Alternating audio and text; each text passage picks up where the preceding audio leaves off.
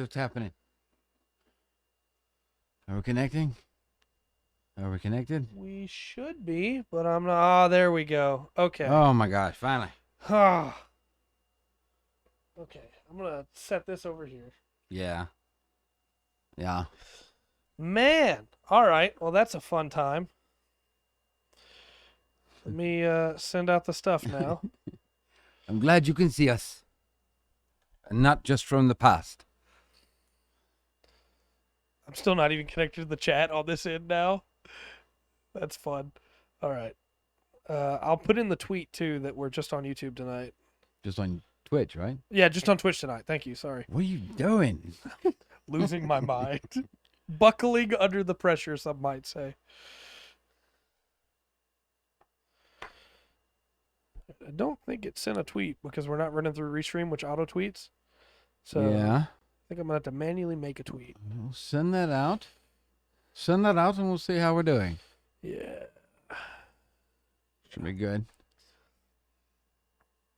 Tweet. Also, just on Twitch tonight due to some technical difficulties. I'm going to go to the YouTube side, put that in the chat, and then unlist the video that says that we're live right now. Because we're not. Yeah. I have to watch this later.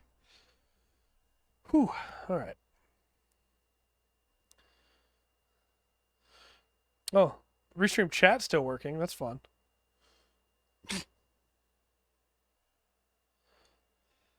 Restream is acting up, so we are on Twitch tonight.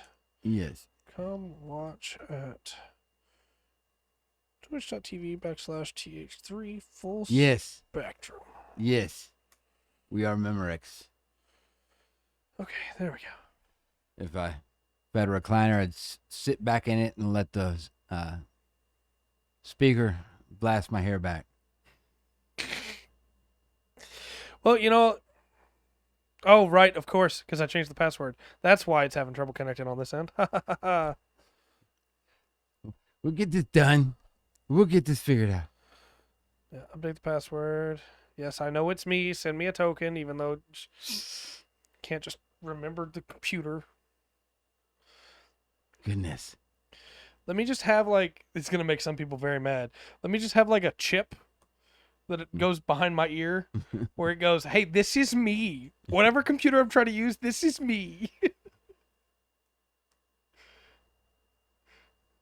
Actually, can I replace it with a bionic eye instead? Yeah, you can say your computers? Yeah. Okay. Yeah, just for my computers. Right on. Wow. Wow. Yeah, I need to add that one for sure. Wow. Okay. So. If we just worry about sound bites, we can think of all many. So many. Very true. All right. I'm going to get a few of them. Okay. Sounds good. Nice. Take this out. We should be good to go.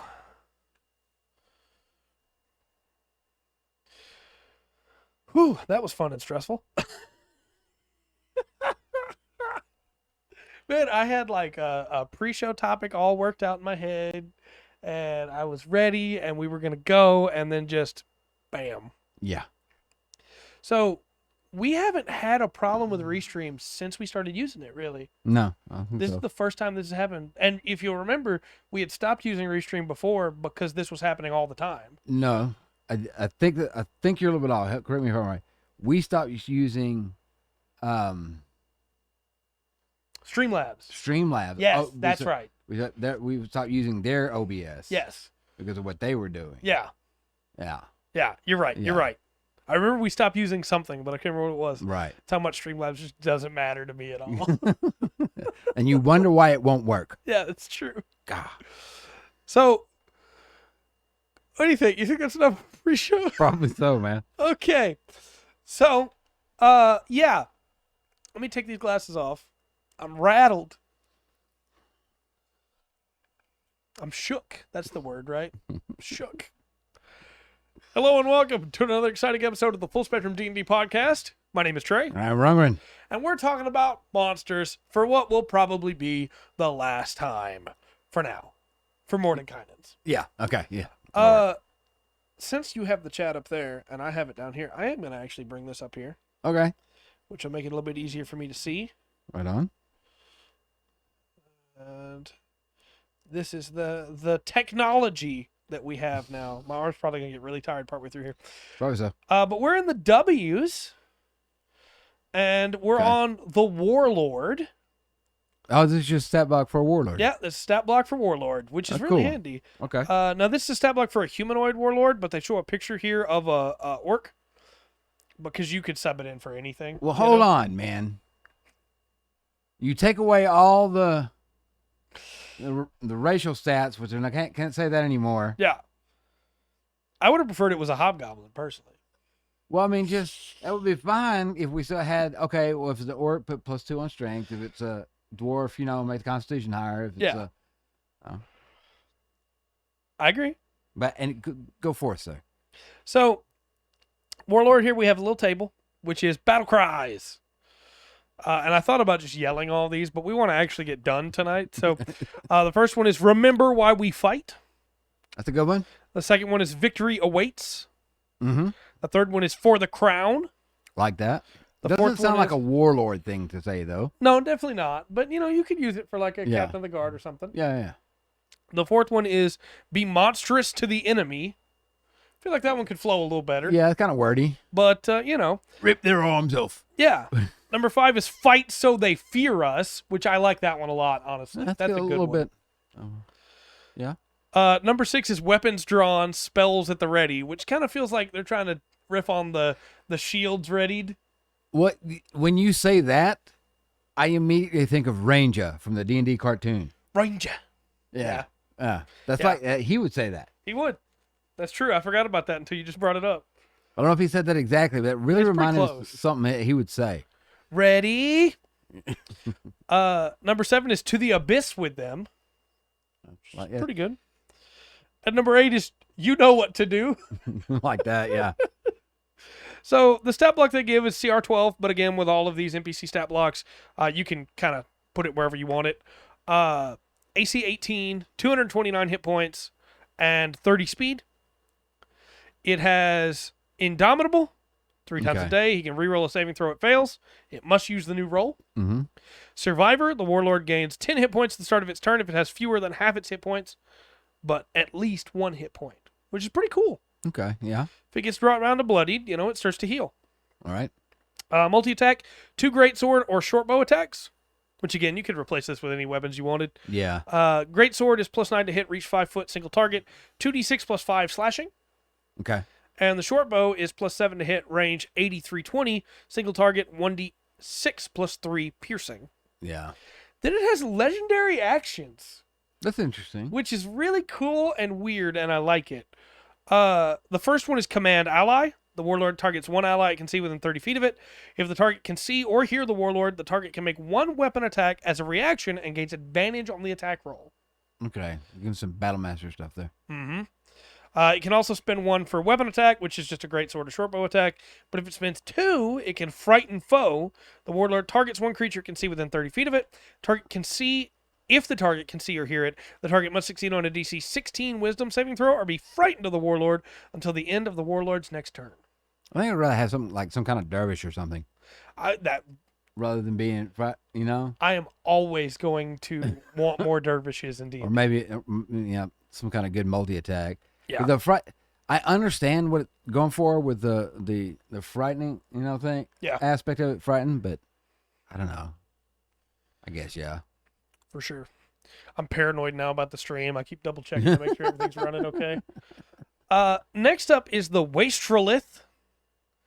This is an aquatic creature from the Abyss. Okay. Specifically in the waters of the Abyss or any bodies of water contaminated by the Abyss's influence. Waste Reliths establish themselves as lords of the deep and rule their dominions with cruelty. They also continue to pollute the waters around them to be more abyssal. So these are fiends, large fiends. Okay. CR 13. They're kind of like sea serpents, but they have hook horror arms Okay. and a very reptilian head. They have 18 AC, 157 hit points, 30-foot walk, 80-foot swim. Oh, wow. Pretty quick in the water. They're also resistant, of course, to cold, fire, lightning, bludgeoning, piercing, slashing, non-magical because they're fiends. Immune to poison, as everything in this book is. They can breathe air and water, and they can corrupt water. At the start of each of the Waste Relith turns, exposed water within 30 feet of it is befouled. Underwater, this effect lightly obscures the area until a current clears it away. Water in containers remains corrupted until it evaporates. A creature that consumes this foul water or swims in it must make a DC 18 con save. Ooh. On a successful save, the creature is immune to the foul water for 24 hours. On a failed save, the creature takes 4d6 poison damage and is poisoned for a minute. At the end of this time, the poison creature must repeat the saving throw. Retake. On a failure, the creature takes 48 poison damage and is poisoned until it finishes a long rest. Okay. This poison can stick around. If another demon drinks the foul water as an action, it gains 2d10 temporary hit points. That's interesting. I love that. This seems like a really good stepping stone creature. Yeah, for sure. Now, it has magic resistance, so it has advantage on saving throws against spells and other magical effects. Okay. Has multi-attack, 1 bite, 2 claws, and it can use grasping spout.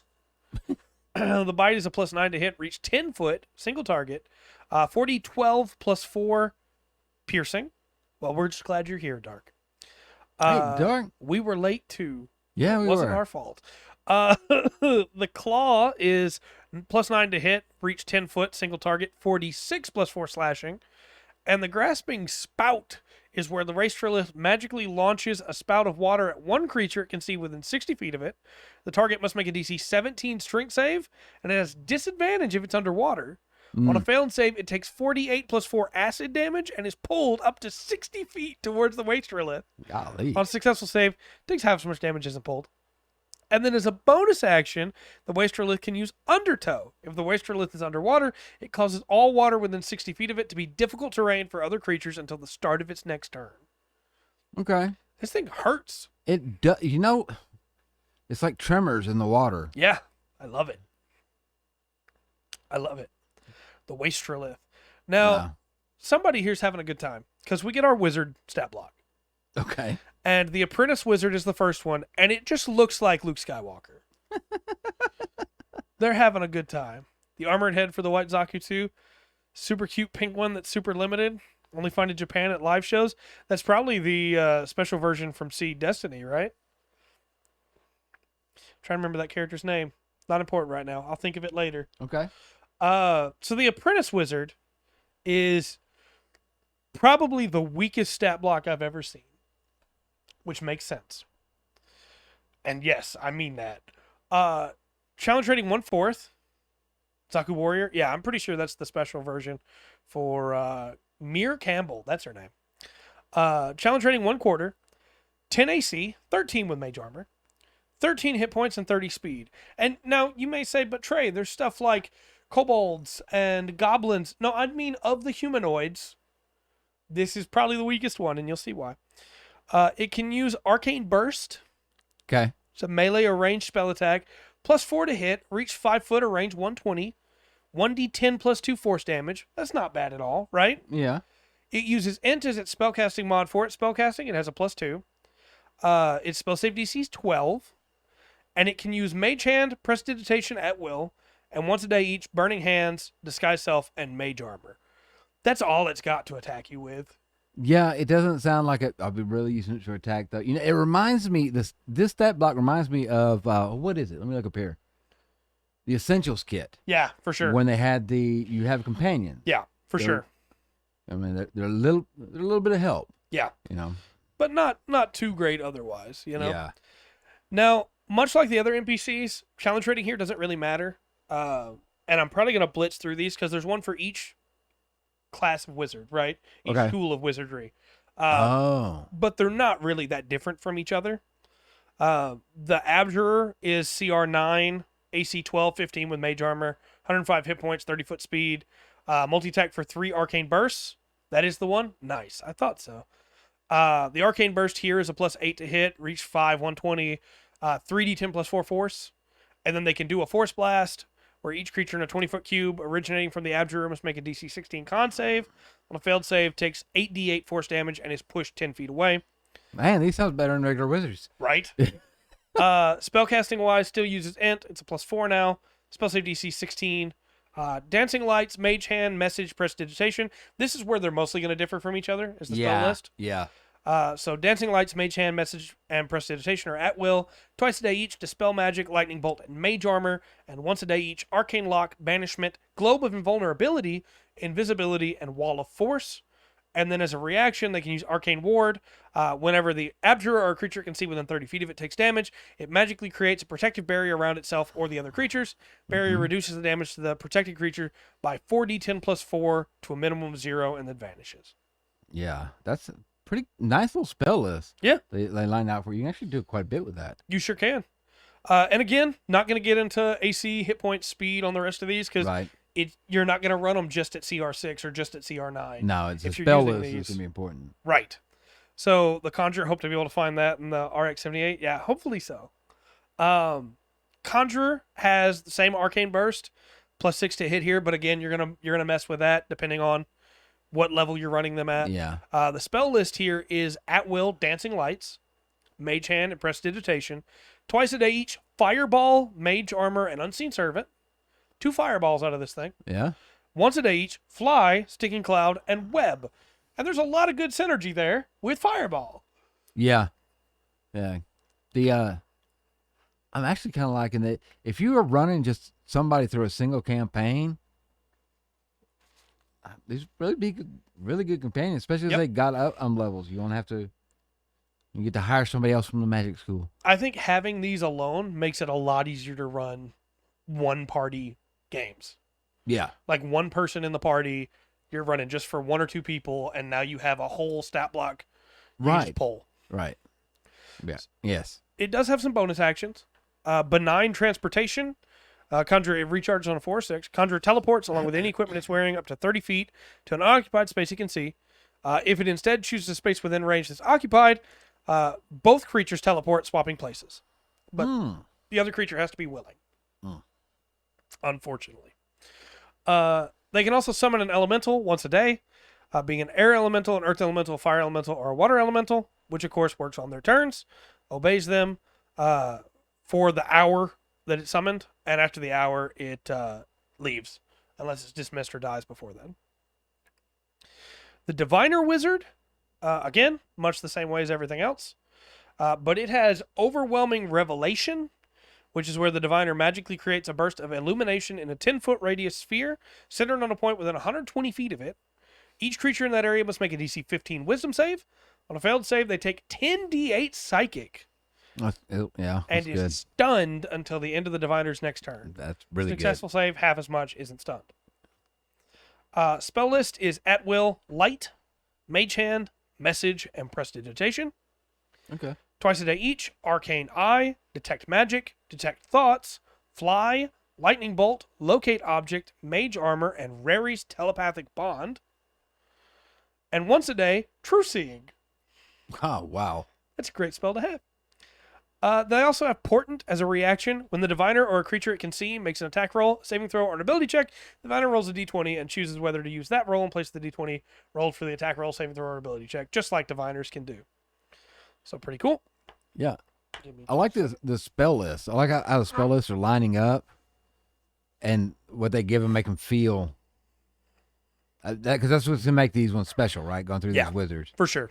I do. I like what the word did you use? What synergy? Yeah. In the spells, each one going up. What we got next? The Enchanter. Okay. Has the same abilities as the others. Arcane Burst. Spellcasting is at will, Friends, Mage Hand, and Message. And twice a day each, Charm Person, Mage Armor, Hold Person, Invisibility, Suggestion, and Tongues. They also have an Instinctive Charm for a reaction. When a visible creature attacks, when a visible creature within 30 feet of the Enchanter makes an attack roll against it, just the roll, not when it hits. The Enchanter forces the attacker to make a DC 14 Wisdom saving throw. On a failed save, the attacker redirects the attack roll to the creature closest to it, other than the Enchanter or itself. Okay. So very, very cool. It also sounds like These would be really cool NPCs to have. Okay, no, he's not going to come out and fight with you, but back at your base, Yeah. you know, He's he got or your she, he or she's there. If you have questions, they'll do their best to answer. You know, and if anything happens and your base is attacked, you know, then they'll fight. Right. But, yeah. I bet you can't guess what the Evoker spell list is. Probably some evocation spells. Light, Mage Hand, Message, Prestidigitation at wills. Yeah. Twice a day each. Ice Storm, Lightning Bolt, and Mage Armor. Once a day each. Wall of Ice. They didn't give it Fireball, which is interesting to me. But instead, it has Sculpted Explosion, which recharges on a 4 to 6. The Evoker unleashes a magical explosion of a particular damage type, cold, fire, lightning, or thunder. The magic erupts in a 20-foot radius sphere centered on a point within 150 feet of the Evoker. Each creature in that area must make a DC 15 Dex save. The Evoker can select up to 3 creatures it can see in the area to ignore the explosion as the Evoker sculpts the energy around them. On a failed save, creature takes 98 damage to the chosen type and is knocked prone. Okay. Thank you. I appreciate that. Illusionist Wizard is next. Very much the same stuff. Yeah. At will, Dancing Lights, Mage Hand, Minor Illusion. Twice a day each, Disguise Self, Invisibility, Mage Armor, Major Image, Phantasmal Force, Phantom Steed. Nice. And then Displacement as a bonus action. The illusionist projects an illusion that makes the illusionist appear to be standing in a place a few inches from its actual location, causing any creature to have disadvantage on attack rolls against the illusionist. Lasts for a minute, and it ends early if the illusionist takes damage, if it's incapacitated, or speed becomes 0. Yes. Pretty cool. Second to last, we have they didn't get. Only a couple of them got. Not all of them got prestidigitation. A lot of the cantrips they can do at will. Yeah. There is some overlap on them. I don't know if every spell you've got. You know, prestidigitation came up on a few it's been of on them. 4, I think. 4, yeah. 4 or 5. However, the Necromancer does have it. Okay. At will, Dancing Lights, Mage Hand, or Prestidigitation. Nice. Twice a day each, Bestow Curse, Dimension Door, Mage Armor, and Web. And once a day each, Circle of Death. As a bonus action, they can summon undead once per day. They magically summon 5 skeletons or Zambinos. The summoned creatures appear in unoccupied spaces within 60 feet of the Necromancer, whom they obey. They take their turns immediately after the Necromancer. Each lasts for an hour, or until the Necromancer dies, or until the Necromancer dismisses it. They also have as a reaction Grim Harvest. When a Necromancer kills a creature with necrotic damage, the Necromancer regains 2d8 hit points. Yeah. Finally, for our wizards, we have the Transmuter, which does have a couple extra abilities, much like the Transmuter class or the school. The Transmuter carries the magic stone, the Transmuter stone that it crafted. The stone grants it one of the following benefits while bearing the stone. Transmuter chooses the benefit at the end of each long rest.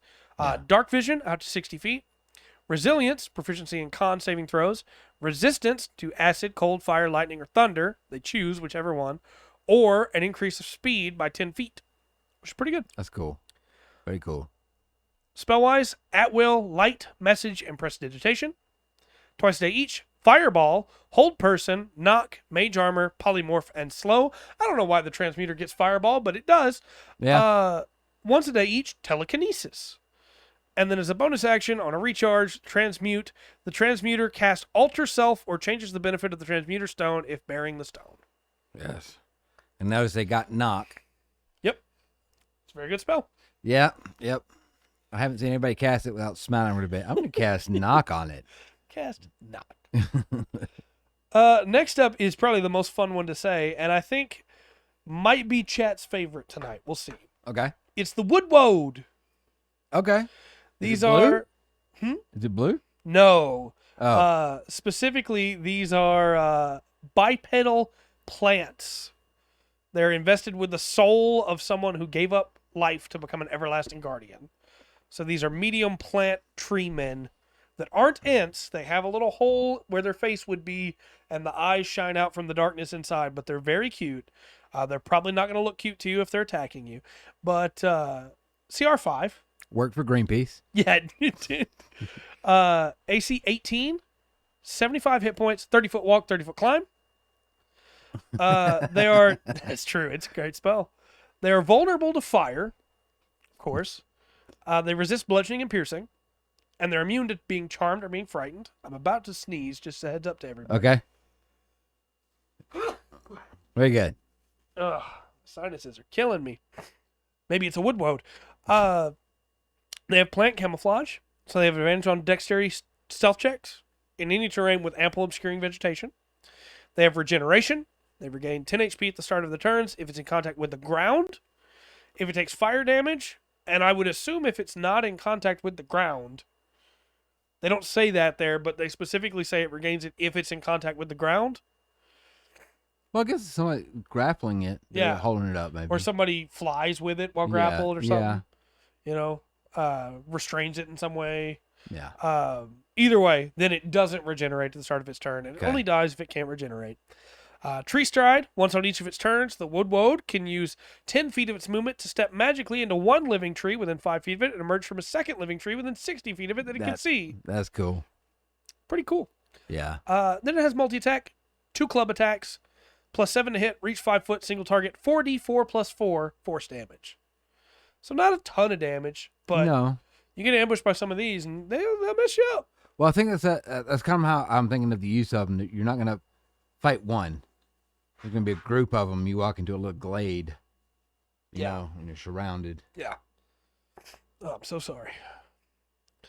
But that's our W's. Okay. Now we go into the X's, where we just have one. All right. These are the Xvarts. Spell it. Xvarts. Xvarts. Okay. Yes. Xvarts are cowardly, greedy creatures spawned by a renegade demigod, Raxavort.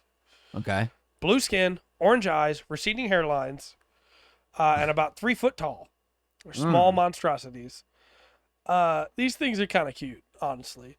They have ginormous noses, and their heads are almost double the size of their body. But they are so cute to me for some reason. These small monstrosities are CR 1/8, AC 13, 7 hit points, 30 speed. Okay. They speak Abyssal. However, they have Raxavort's tongue. They can communicate with ordinary bats and rats, as well as giant bats and giant rats. Right. They have a short sword, +4 to hit, reach 5 foot, single target, 1d6 +2 piercing.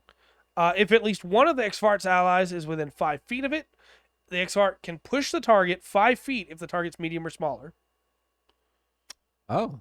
So just a... Yeah. You know. The sling that they have is a +4 to hit, range 30, 120, single target, 1d4 +2 bludgeoning. And then they have a bonus action called Low Cunning. The Xvart takes the disengage action. Okay. But not all of them are dumb. And not all of them are too greedy to try and learn. Because the Xvart Warlock of Raxavort has just a little bit of its master's divine energy in it. It's a CR 1. Yeah. Just a little bit of that. Yeah. Yeah. AC 12, 15 with mage armor, 22 hit points, 30 foot speed. It has Raxavort's Blessing. When the Xvart reduces an enemy to 0 hit points, it gains 4 temporary hit points. Okay. It has Raxavort's Tongue, of course, just like the others. Multi-attack, it can make 2 Scimitar or Raxavort's Bite attacks. Scimitar is +4 to hit, reach 5 foot, single target, 1d6 +2 slashing. Okay. The Bite is a ranged spell attack, +3 to hit, range 30 foot, single target, 1d10 +2 poison. Then it has spellcasting using Charisma as the mod, which is a +1. Spell save DC is 11. At will, detect magic, mage armor for itself only, mage hand, minor illusion, and prestidigitation. And once a day each, burning hands and invisibility. Okay. And it also has low cunning, so it can disengage. Disengage, yeah. That's a nice little low level quest wrapped up there. An intro to the, for some first level characters to the Abyss. Yeah, you fight some bats or some rats. You got bats. Yeah, you got Xvarts. you got those, and then you got a spellcaster there at the end. Yeah. Yeah, I like it. It's pretty good. Now we're in the Ys. Why? We're starting off with the Yagnoloft. Okay. The Yagnoloft is a large fiend. These are the negotiators among the fiends. Oh. They write contracts. Interesting. They're lawyers. Yeah. They also walk around completely naked except for a belt on which they have their book of law and spellcasting that covers their genitals. That's a Yagnoloft. Gosh. I didn't expect to be saying the word genitals today on the podcast, but Yeah. CR 11. AC played a goblin who dressed that way. That's fair. AC 17.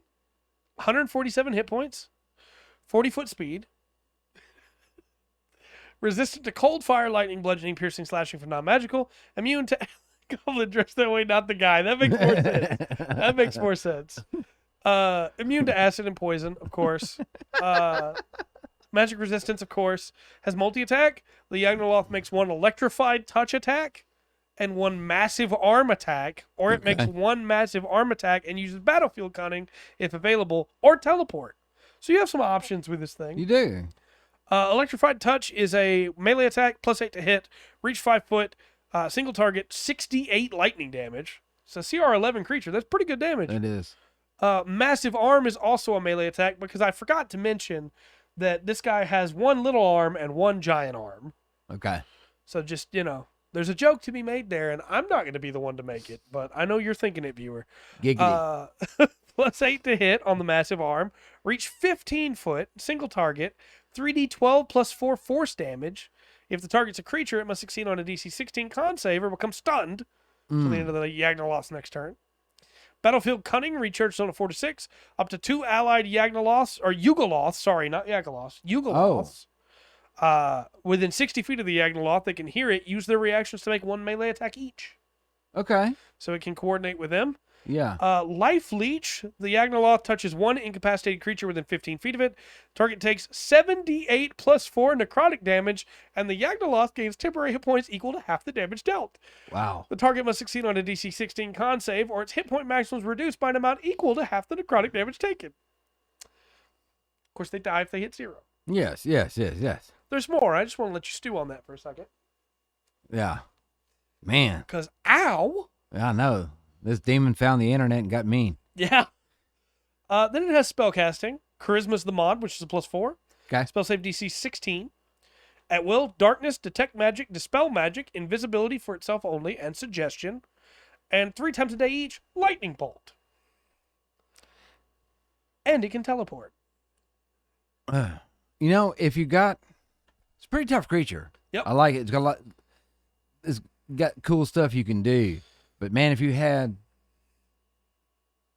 got it tucked away, so you have just like a second or two for it to plan. Yep.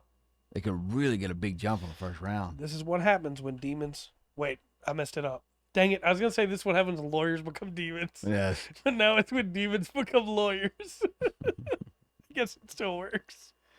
I'm pretty sure Buffy's like at least a 15th level fighter. Yeah. I've been saving this one. Okay. We're finally here. Okay. Yanagyu himself. Okay. God of the Knolls now finally has a stat block. Yeah. Anime demons become a lawyer. There's an anime about demons becoming the manager of a McDonald's. So maybe. There's a few politicians I got questions about. So Yanagyu is, of course, the beast of butchery. He is the god of the Knolls. He's the Knoll Lord. He's great, and I love him, but he's also the worst. He is. I like gnolls. I do too. Just because they are terrible. They're intelligent hyenas. They're terrible. So this is not an encounter for low levels at all. This is CR 24. Yeah. AC 20, 333 hit points with a speed of 50 feet. He's resistant to cold, fire, and lightning. He's immune to poison, bludgeoning, piercing, slashing, non-magical. He can't be charmed. He can't be exhausted. He can't be frightened. He can't be poisoned. True sight to 120 feet. Passive perception of 24. He speaks all languages and 120 feet of telepathy.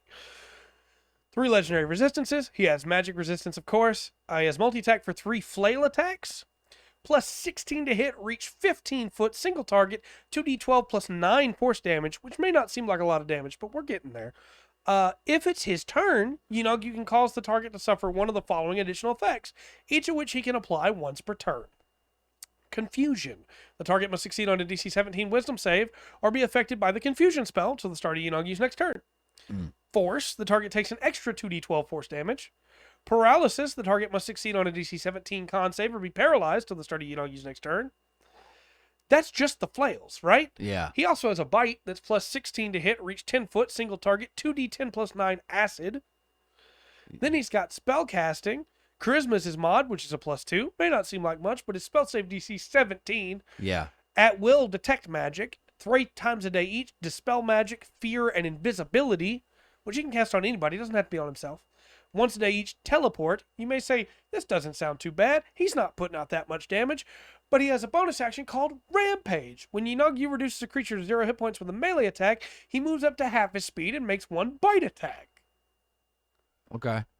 If he manages to kill somebody, he gets to move 25 feet and bite for free. Then he's got legendary actions. He can spend 1 to charge. He moves up to his speed. He can spend another to swat away, where he makes 1 flail attack. If the attack hits, the target must succeed on a DC 24 strength save, or be pushed up to 15 feet in a straight line away from Yanagyu. If the saving throw fails by 5 or more, they're also knocked prone. Okay. I need more of that. Yes, I love that. And then he can use 2 actions for Savage, where he makes a separate bite attack against each creature within 10 feet of him. Okay. Then we have his lair actions. Yeah. Incite the pack. Until the next initiative count 20, all gnolls and hyenas within the lair are enraged, causing them to have advantage on melee weapon attack rolls and causing attack rolls to have advantage against them. It's a good way to balance that out, I think. Iron Spike. He causes an iron spike, 5 foot tall and 1 inch in diameter, to burst from the ground at a point he can see within 100 feet of him. Any creature in the space where the spike emerges must make a DC 24 dex save. Ooh. On a failed save, they take 68 piercing damage and is restrained by being impaled on the spike. That's not very pleasant. They can use an action to remove themselves, or another creature can reach them and do that, ending the restraint condition. He has Pack Rush. Each gnoll or hyena that Yanagyu can see uses reaction to move up to its speed. Now, of course, he has regional effects. All predatory beasts within 6 miles of the lair become unusually savage, killing way more than they need for food. Yeah. Carcasses are left to rot.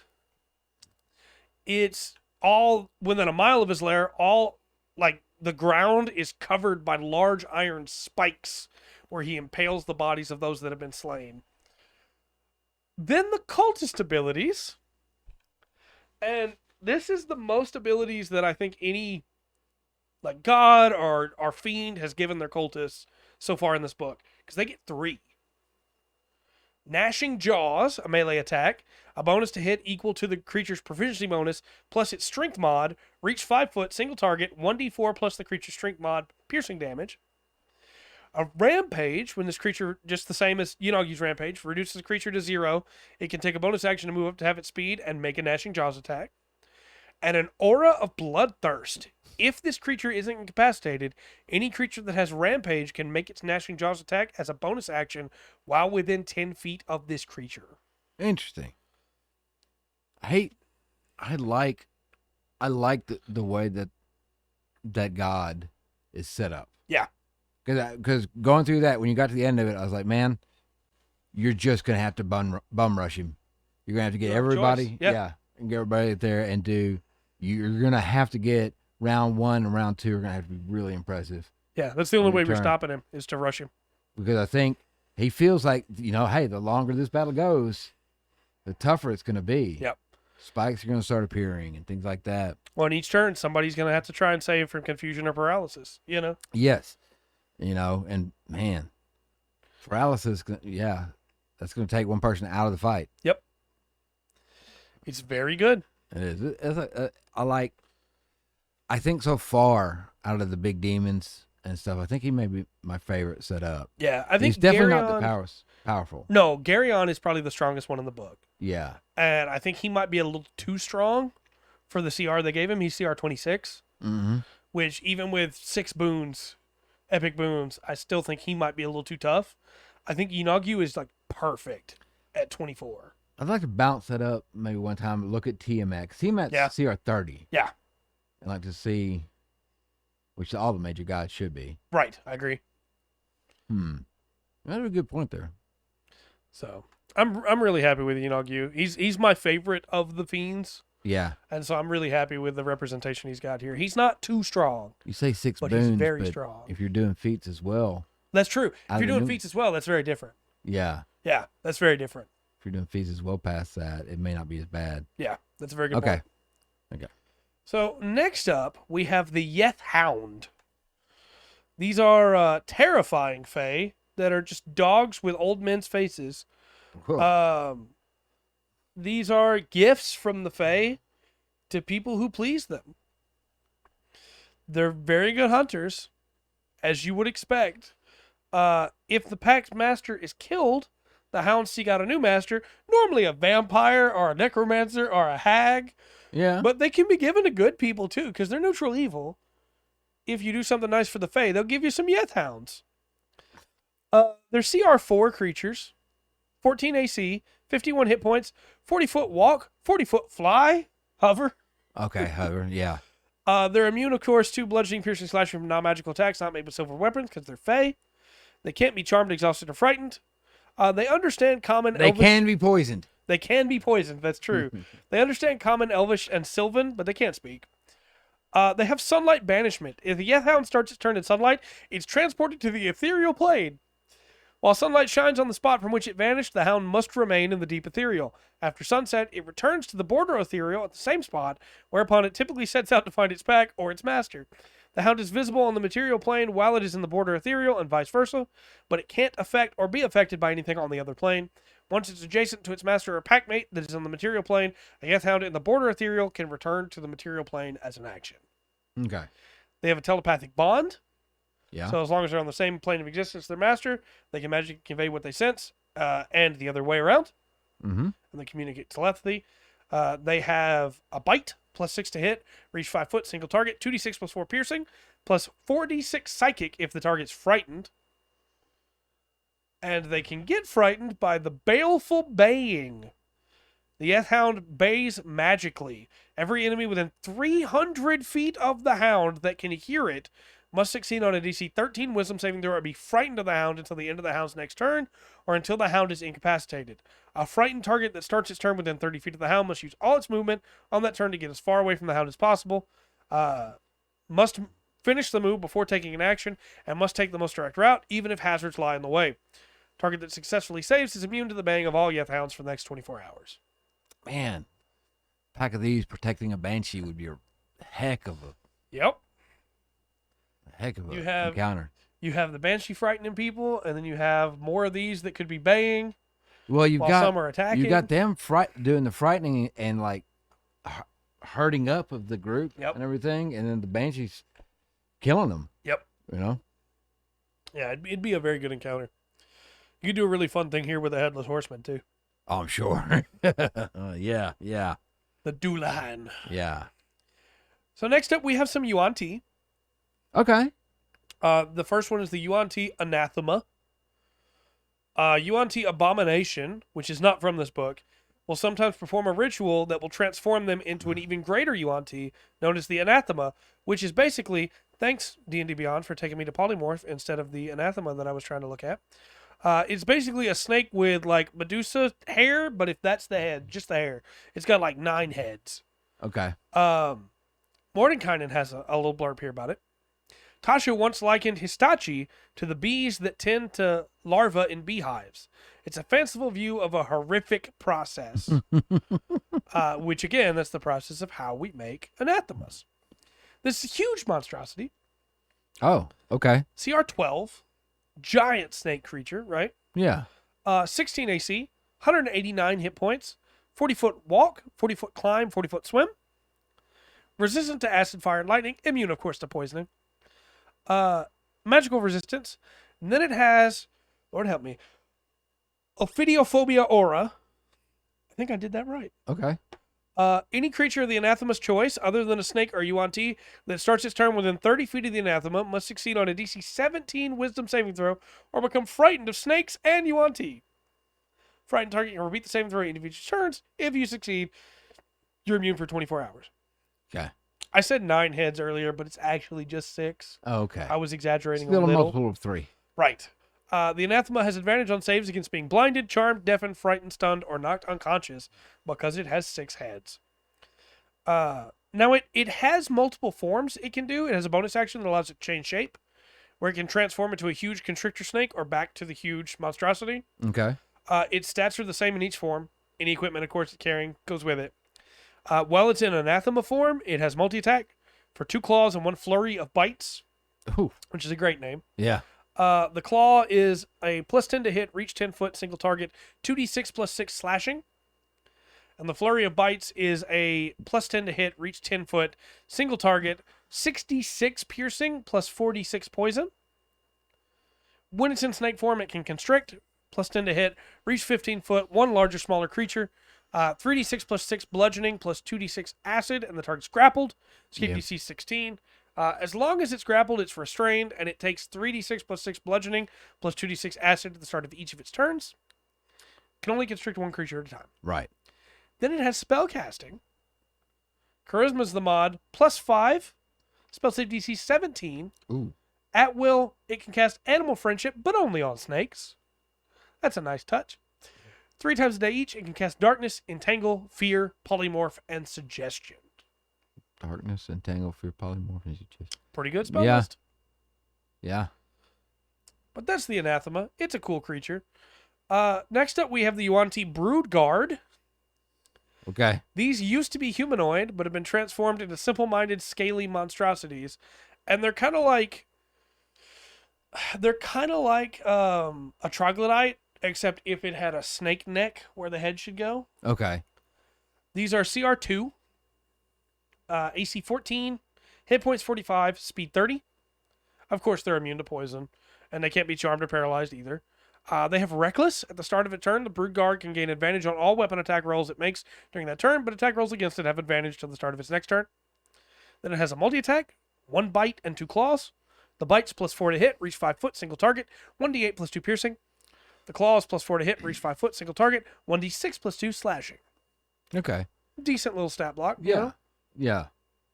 Some There's- good cannon fodder right there. Yeah. There's also a thing here about how the Yuante will turn other humanoids into these, Yeah. and how there's a save here, which if they force you to drink the brew over the next 1d6 plus 6 days, you make a DC 15 con save, and on success, you only take 4d6 poison damage and is otherwise unaffected.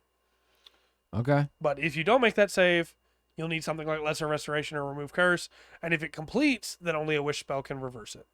Ooh. Then we have the Yuante Mind Whisperer, which is really just a guy with a snake head, Okay. but he's got like snake scales for his body.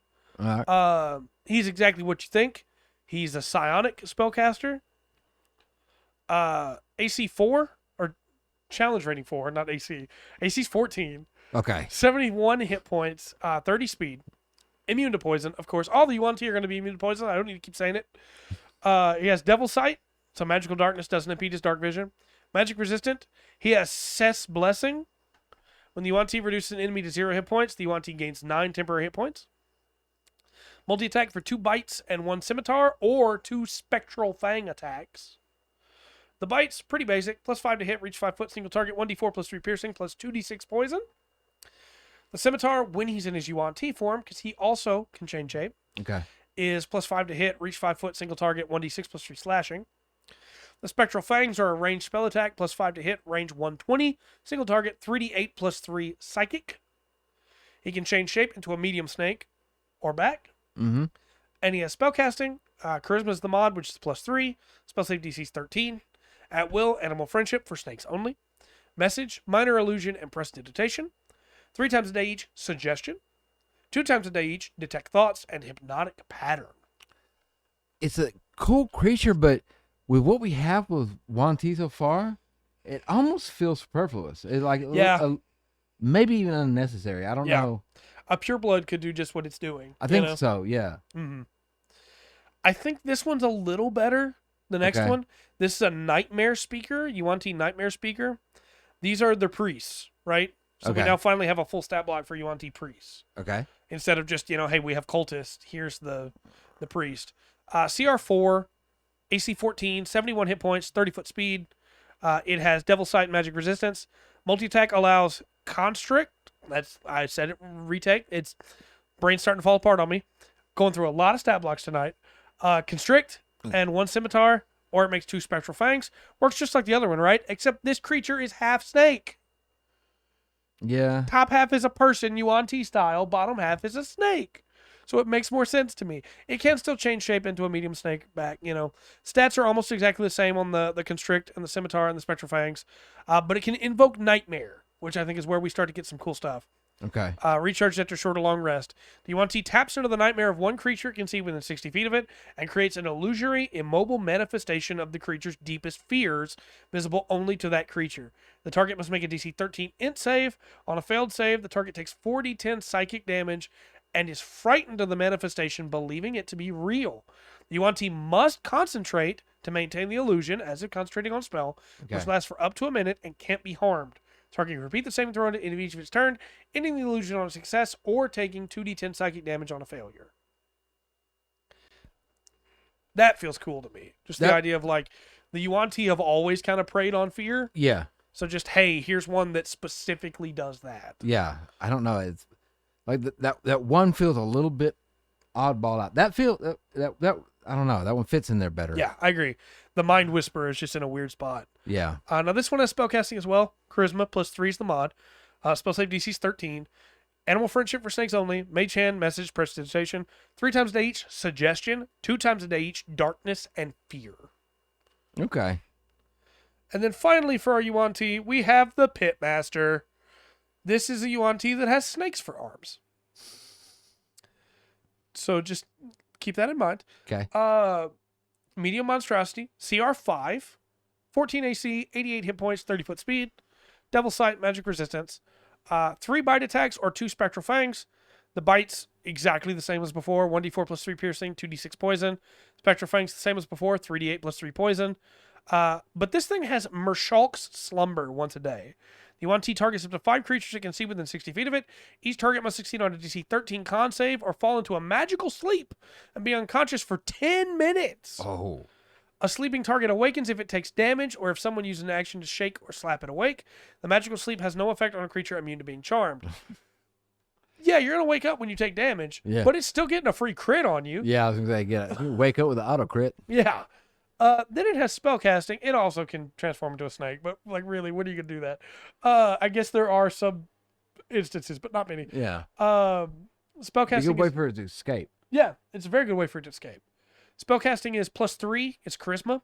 DC is 14. Animal Friendship for snakes only at will. Guidance, Mage Hand, and Message. This thing's a great buffer. Yeah. 3 times a day each. Suggestion. 2 times a day each. Hold person and invisibility. Yeah, or hide in plain sight. That's very true. And they give you a little deal here of like the Yuante temple with like what level people should be at when they're going into these different parts of it. The cultist level, the pure blood level, the abomination level, the malison level, and then the temple mount level. That's a nice little touch. Yeah, it's just a cool thing to have. There's even a player version for if you don't want to see like what levels things are and you just want to see the art. Nice. It's a nice thing to do. They should do that more often. And now we're in the Z's. We just have 3 more to go. Oh, sweet. Are you excited? Yes. Let's do it. So first off is the Zaratan. Okay. This is a gargantuan elemental of the elemental plane of Earth. It is... Allergic. Yep. It's the giant rock turtle. It does not matter. Thank you. CR 22, because it's a giant elemental, a gargantuan elemental, I should say. Yeah. AC 21, hit points 307, 40-foot walk, 40-foot swim. Resistant to cold, fire, lightning, bludgeoning, piercing, and slashing, non-magical. Immune, of course, to poison. It can't be exhausted, petrified, paralyzed, poisoned, or stunned. Quack. Quack. It has legendary resistances. It's a siege monster, so it deals double damage to objects and structures. It has multi-attack for 1 bite and 1 stomp. Okay. I really don't feel like, even as we go through this, I don't feel like you're really supposed to fight this thing. Okay. And it kind of feels like the water one in that way. The bite is +17 to hit, reach 20 foot, single target, 48 + 10 force. Okay. The stomp is +17 to hit, reach 20 foot, single target, 3d10 + 10 thunder. It can spit a rock, +17 to hit, range 120, 240, single target, 68 + 10 force. And it can spew debris, recharged on a 5 to 6. The Zaratan exhales rocky debris in a 90-foot cube. Each creature in that area must make a DC 25 dex save. Creature takes 60-10 bludgeoning damage on a failed save. Half as much as a successful one. Retake. A creature that fails the save by 5 or more is knocked prone. It's a long bite reach. It said bite reach, not lick reach. That's very true. But it's gargantuan, though. Yeah, it's huge. It's more than huge. Yeah. As a bonus action, it has earth-shaking movement. After moving at least 10 feet on the ground, the Zeratin sends a shockwave through the ground in a 120-foot radius circle centered on itself.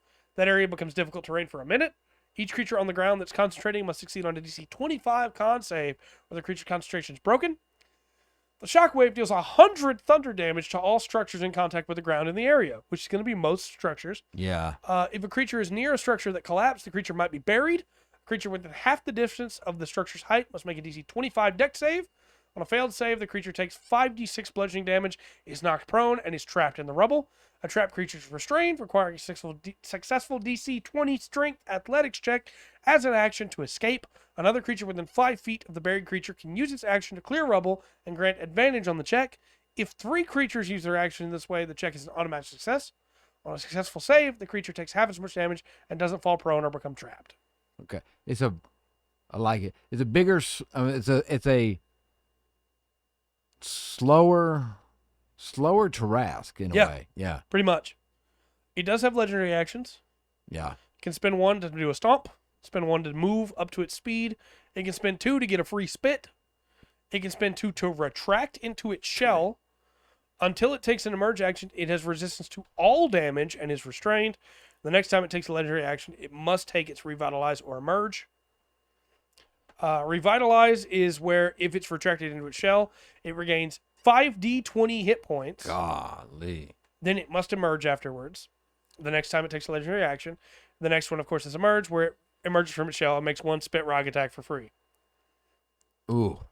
So that's the Zeratin. Yeah. That's a tough one. Anything's it won't happen often, but can theoretically just pop back in for a turn and come back out the next turn with 100 more hit points. Yeah. Healing 100 points. Bam. That's pretty sick. Now, this next name you're probably going to remember pretty well. This is Ariel, the one that Asmodeus offered the rulership of Avernus, and who accepted. Was once a mighty angel, but has now become an archdevil. Yep. So, Zariel is pretty horrifying. Challenge rating 26, 21 AC, 420 hit points, 50 foot walk, 50 foot walk, 150 foot fly. Oh, that's ridiculous. Just bam. Yeah.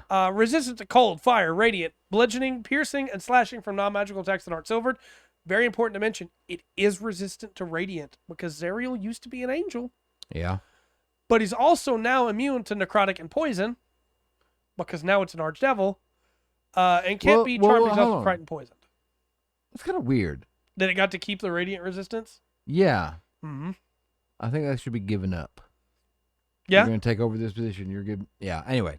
There is still a reason to use radiant, even if she's resistant to it later on. But I definitely could see people home ruling that, house ruling that. Devil Side, of course. Legendary resistances, 3 a day. Magic resistance and regeneration.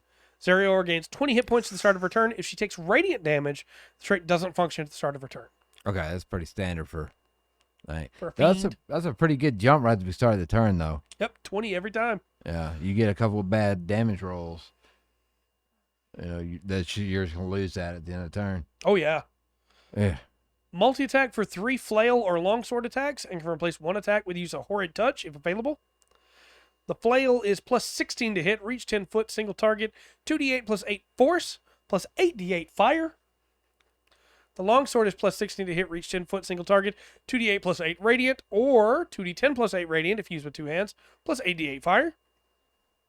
And then Horrid Touch recharges on a 5 to 6. Zariel touches 1 creature within 10 feet of her. Target must succeed on a DC 26 con save or take 8d10 necrotic and be poisoned for a minute. While poisoned in this way, the target is blinded and deafened. They can repeat the saving throw to each of their turns, ending the effect on success, but there is no immunity. When you'd be up here fighting, it actually kind of probably be rare that you would get that. Mm-hmm. But, man, there's one turn of having to deal with being blind and deaf. Yep. While she's moving 150 feet. Yeah, golly.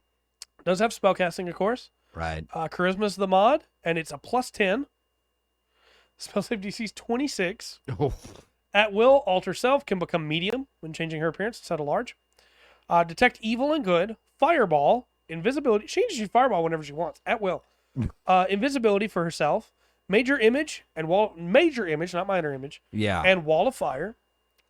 And then 3 times a day each can use blade barrier, dispel evil and good, and finger of death. So if she gets you to 100 hit points, no, that's power word death. That's power word word death. kill. Power word kill. Good, Yeah. But major image, That's pretty dang good. you could almost have the that's real good. You almost have a couple rounds people be fighting the wrong thing. Mm-hmm. Finger of death is 78 plus 30 necrotic damage on a failed save. Oh. So, oof. Yeah. Then of course she can teleport as well. Okay. Yeah. Legendary actions: spend 1 to teleport and spend 2 to immolating gaze. Ariel turns her magical gaze toward one creature you can see within 120 feet of her and commands it to burn. The target must succeed on a DC 26 Wisdom save or take 4d10 fire. I don't care what the picture has. This thing's always gonna have a face. I'm gonna picture it this way: as soon as it stares at somebody, it attacks with flames from the side of my head every time. That'd be pretty good. Does have lair actions, of course, which is going to be an Avernus, so good luck. Yeah. Lair's already not great. Just a free fireball on initiative count 20. Fireball. Spite. Infernal Illusions. Cast major image 4 times, targeting different areas with it. Zariel prefers to create images of intruders' loved ones being burned alive. That's pleasant. Zariel doesn't need to concentrate on the spells, which end on initiative count 20 of the next round. Each creature that can see these illusions must succeed on a DC 26 Wisdom saving throw or become frightened of the illusion for 1 minute. A frightened creature can repeat the same throw at the end of each of its turns, ending the effect on itself on a success. All right. Now, of course, because it's an Avernus, it does still have regional effects, but they're interesting. Yeah. Area within 9 miles of the lair is filled with screaming voices and the stench of burning meat. Once every 60 feet within a mile of the lair, 10-foot high gouts of flame rise from the ground.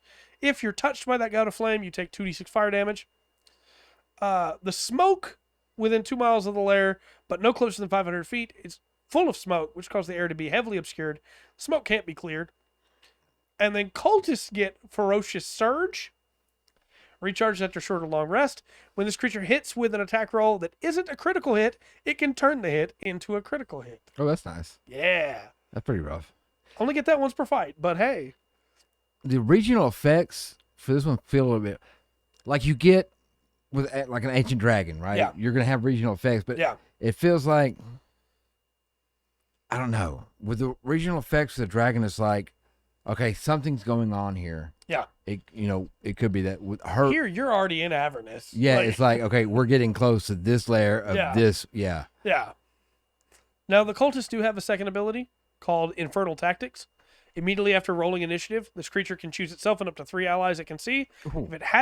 If it isn't incapacitated, it can swap the initiative results of the chosen creatures among them.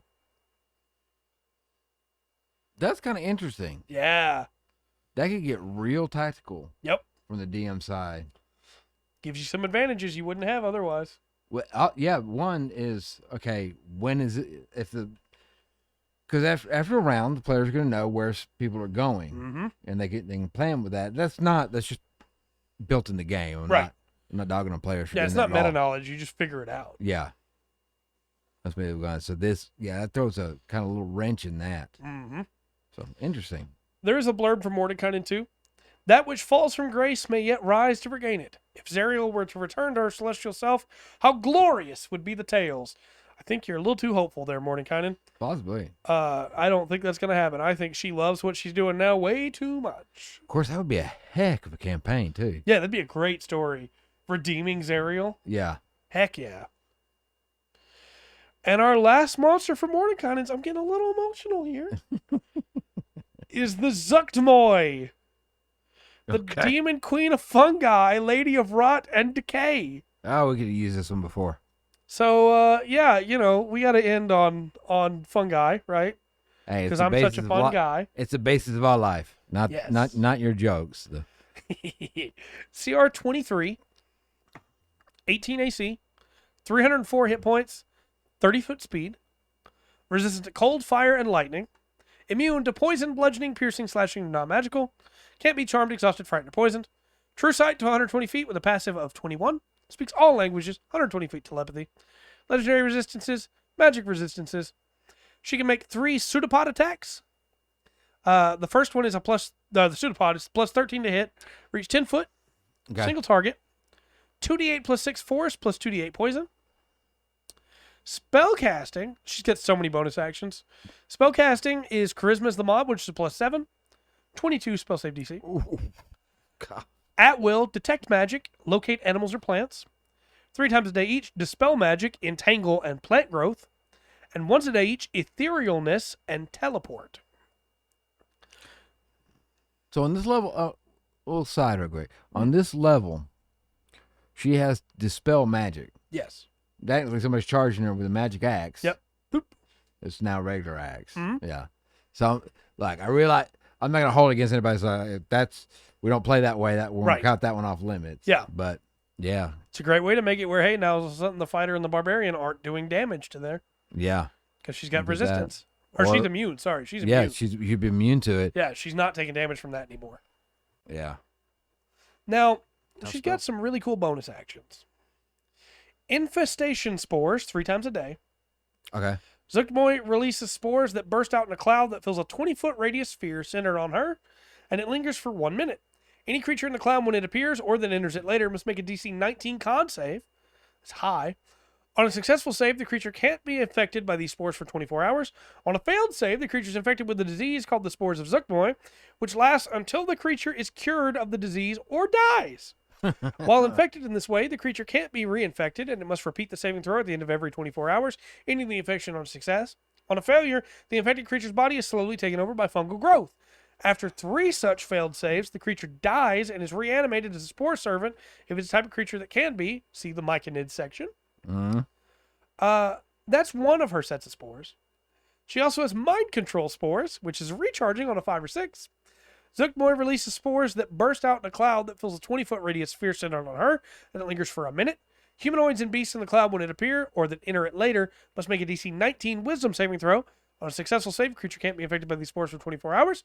On a failed save, the creature is infected with a disease called the influence of Zuggtmoy for 24 hours. While infected in this way, they're charmed by her and can't be reinfected by these spores. Can mix Day of the Triffids and Day of the Body Snatchers. Yep. I'm gonna have a. Yep. Use this one. Now, if she's charmed somebody, she can use her reaction, Protective Thrall. When Zuckmoy is hit by an attack roll, one creature within 10 feet of her that's charmed by her is hit by the attack instead. Yeah. Yeah. Then, of course, she has legendary actions. She can make a pseudopod attack, or she can exert will. One creature charmed by Zuckmoy that she can see must use its reaction, if available, to move up to its speed as she directs or to make one weapon attack against a target that she designates. Which is pretty good. Yeah. We have lair actions, of course. Up to 4 creatures, up to 4 plant creatures that are friendly to Zuckmoy and that Zuckmoy can see use their reactions to move up to their speed, make one weapon attack. She can summon fungi. She's going to call me in. Causes 4 gas spores or violent fungi to appear in unoccupied spaces that she chooses within the lair. They vanish after an hour. Hopefully you're not fighting her that long. Right. She can unleash spores, either her infestation spores or her mind control spores, centered on a mushroom or other fungus within her lair instead of on herself. So you thought you could be safe if you stayed back at range. Boom. Yeah. The regional effects, of course, within 6 miles of her lair, all medicine and survival checks have disadvantage. Be a fun thing to pull in a party when they don't know they're within that range. Yeah. Molds and fungi grow on surfaces within 6 miles of the lair, where they would normally find no purchase. Right. And vegetation within a mile of the lair becomes infested with parasitic fungi, slowly mutating as if overwhelmed. She get along great with Axiom. And of course, the cultists of Zuckmoy also get a benefit here, which is Spore Kissed. This creature is immune to the charmed and frightened conditions. In addition, if it's reduced to 0 hit points, each creature within 10 feet of it takes poison damage equal to its number of hit dice. That's it. And that's it. That's Mordenkaine's Bestiary. We covered the whole thing. Well, interesting one to end on. Yeah, I think. I mean, I know it's alphabetical, so it is, but I think after Zerial, Zuckmoy is kind of like, okay, it's all right. Yeah. There's a lot of flavor in that, though. Yeah, there that is. Normally wouldn't. I don't know that you'd normally.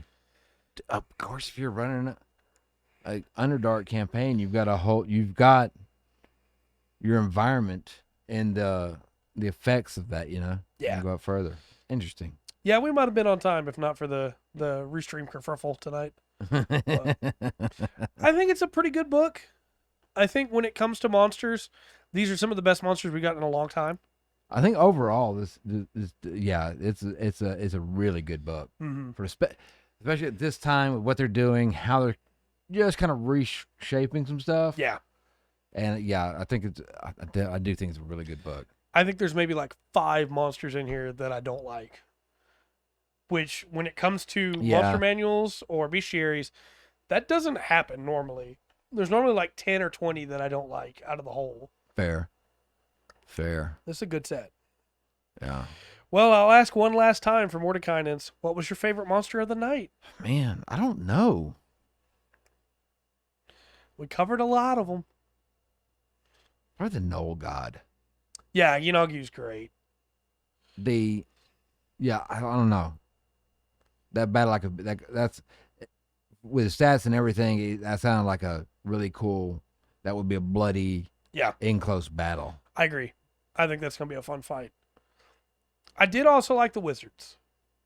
Those were cool. I like that a lot. That they're just in there. Yeah. You have these wizards. You have the fighter. Yeah. And they kind of got each class for an NPC that's easy to grab. For sure. I'm gonna buy it. I think I'm gonna stick with that. Yeah. Yeah. Yeah. I'm gonna go with Yanagyu as well. It's my favorite fiend. Yeah. In all of D&D, I absolutely adore Yanagyu. He's not somebody you're supposed to adore, but Yeah. Well, I also adore Jared Mesa, so Boy. I